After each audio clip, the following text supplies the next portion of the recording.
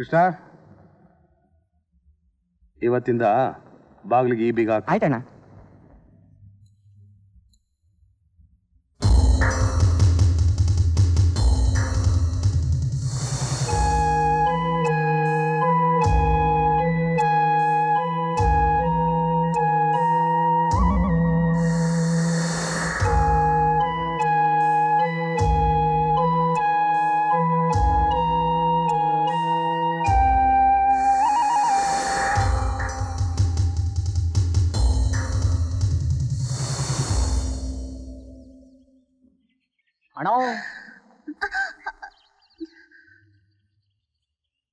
ಆಯ್ತಣ್ಣ.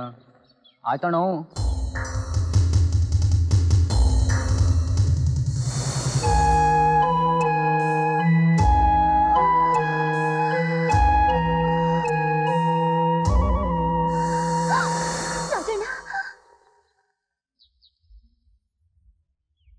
Society president ತಮ್ಮ ಕಳ್ಕಿ ಮಾಡಿಸಿ ಸೊಸೈಟಿನ ಲೂಟಿ ಮಾಡೋದು, ಆಮೇಲೆ ಆ ಪಟ್ಟನ ಗುಮಾಸ್ತನ ಹಣೆ ಮೇಲೆ ಹಚ್ಚೋದು.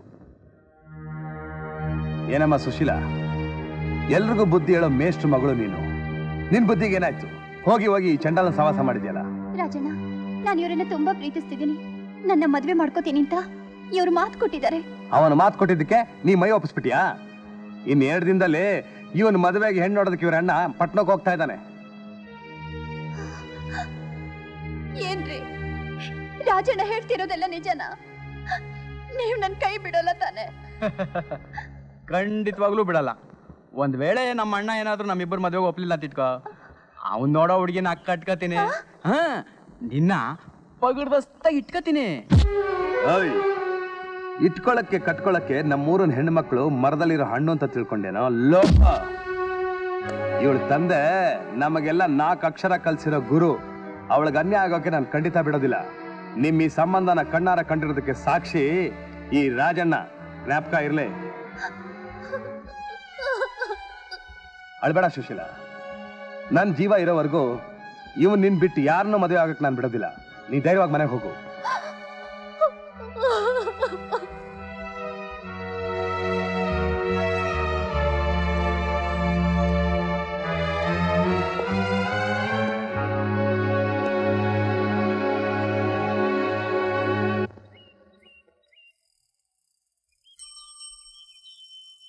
ಏನು ಸಂಪಿಗೆ ನಡ್ಕೊಂಡು ಹೊರಟ್ಬಿಟ್ಟಿದ್ಯಲ್ಲ?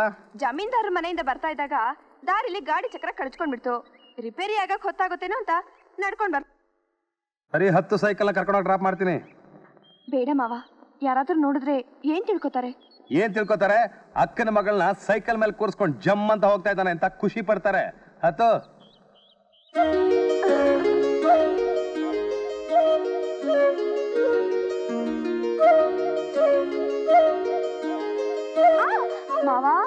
ಏನಿಲ್ಲ ಸಂಪಿಗೆ, ಸಂಪಿಗೆ ಅವನು ವಾಸನೆ ತಲೆ ಗಮ್ಮಂತ ಹತ್ತು ಬಿಡ್ತು, ಅದಕ್ಕಷ್ಟೇ.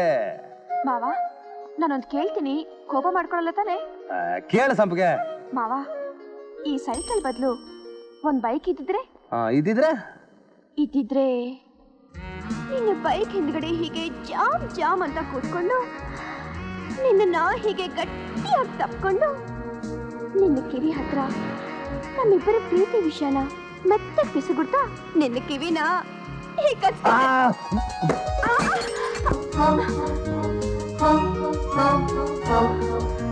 ಏನ್ ಮಾವ ನೀನು ಸೈಕಲ್ ಮೇಲೆ ಕೂರಿಸ್ಕೊಂಡು ನನ್ ಸೀರೆ ಹಾಳು ಮಾಡಿದ್ದು ಅಲ್ದೆ ಇದ್ ಬೇರೆ ಮಾಡ್ಬಿಟ್ಟಿಯಾ?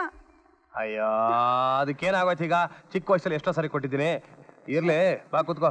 ಬೇಡ ಮಾವ, ಮತ್ತೆ ನೀನು ಸೈಕಲ್ ಮೇಲೆ ಕೂರಿಸ್ಕೊಂಡು ಊರ್ ಹತ್ರ ಬಂತು, ನಾನು ನಡ್ಕೊಂಡೆ ಹೋಗ್ತೀನಿ. ಹೋಗು ಹೋಗು.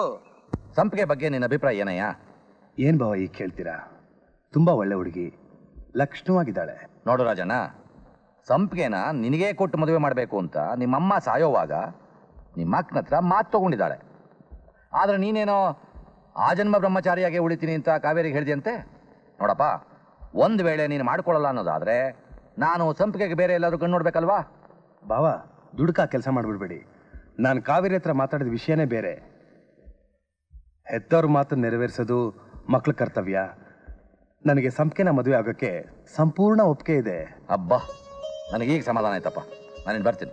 ಬಾವ, ಕಾಫಿ ಕುಡ್ಕೊಂಡು ಹೋಗಿ. ರಾಜಣ್ಣ ನೀನು ಒಪ್ಕೊಂಡಿದ್ದು ನನಗೆ ಹಂಡೆ ಹಾಲು ಕುಡ್ದಂಗಾಯ್ತು. ನಿಮ್ಮ ಅಕ್ಕ ಕಾಯ್ತಾ ಇರ್ತಾಳೆ, ನಾನು ಬರ್ತೀನಿ. ನಾನು ಬರ್ಲಾ?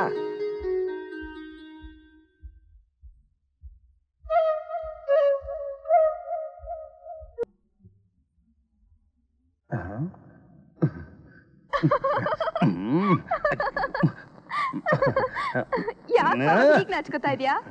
ನಿನ್ನ ಚಿಕ್ಕ ವಯಸ್ಸಿಂದಲೂ ನಾನು ನೋಡ್ತಾ ಇಲ್ವಾ?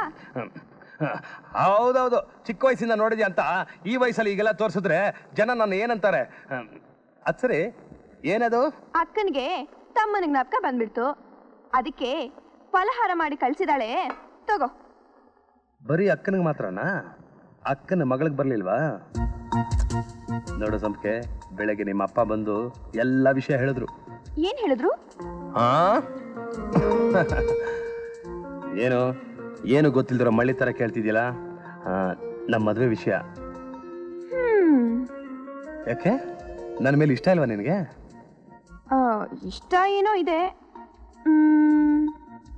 ಆದ್ರೆ ಏನಾದ್ರೆ? ಈ ಹಳ್ಳಿಲಿ ಆ ಮುರುಕಲ್ ಸೊಸೈಟಿಲಿ ಕೆಲಸ ಬಿಟ್ಟು ಬೆಂಗಳೂರಲ್ಲಿ ಯಾವ್ದಾದ್ರು ದೊಡ್ಡ ಆಫೀಸಲ್ಲಿ ಕೆಲಸ ಮಾಡ್ತಿದ್ರೆ ಎಷ್ಟು ಚೆನ್ನಾಗಿರ್ತಿತ್ತು. ಕೈ ತುಂಬಾ ಸಂಬಳ ಸಿಗ್ತಿತ್ತು. ಜಮೀನ್ದಾರ ಮನೇಲಿರೋ ಹಾಗೆ ಸ್ವಿಚ್ ಹಾಕಿದ್ರೆ ಫ್ಯಾನು, ನೆನೆಸ್ಕೊಂಡಾಗೆಲ್ಲ VCR ಟಿವಿಲಿ cinema, washing machine, sofa set, ಎಲ್ಲ ಸೌಕರ್ಯನೂ ಸಿಗ್ತಿತ್ತು. ಈ ಹಳ್ಳಿಲೇ ಇದ್ರೆ ಅದೇ ಕಟ್ಟಿಗೆ ಒಲೆ, ಕೆರೋಸಿನ್ ಸ್ಟವ್. ಬಿಡು ಮಾವ, ಹೆಣ್ಮಕ್ಳ ಆಸೆಗಳು ಏನೇನೋ ಇರುತ್ತೆ. ಅದೆಲ್ಲ ಈ ಗಂಡಸರಿಗೆ ಹ್ಯಾಕ್ ತಿಳಿಯುತ್ತೆ? ನೋಡು ಸಂಪಿಗೆ, ಈ ನಿನ್ನ ಮಾವ ನಿನ್ನ ಮದುವೆ ಆದಮೇಲೆ ಇಷ್ಟು ಮಾಡೋಕ್ಕಾಗದೇ ಇದ್ರು ಇಷ್ಟಂತೂ ಮಾಡೇ ಮಾಡ್ತಾನೆ. ಮಾವ, ಈ ಫೋಟೋ ನಿನ್ಗೆ ಎಲ್ಲಿ ಸಿಕ್ತು?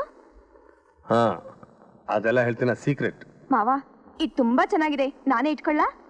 ನಿನಗೆ ಯಾಕೆ? ಜಮೀನ್ದಾರ ಮಗನ್ ಕೊಡಕ್ಕೆ. ನಂದೊಂದು ಒಳ್ಳೆ ಫೋಟೋ ಬೇಕು ಅಂತ ಆಗಾಗ ನನ್ನ ಹತ್ರ ಕೇಳ್ತಿದ್ದ.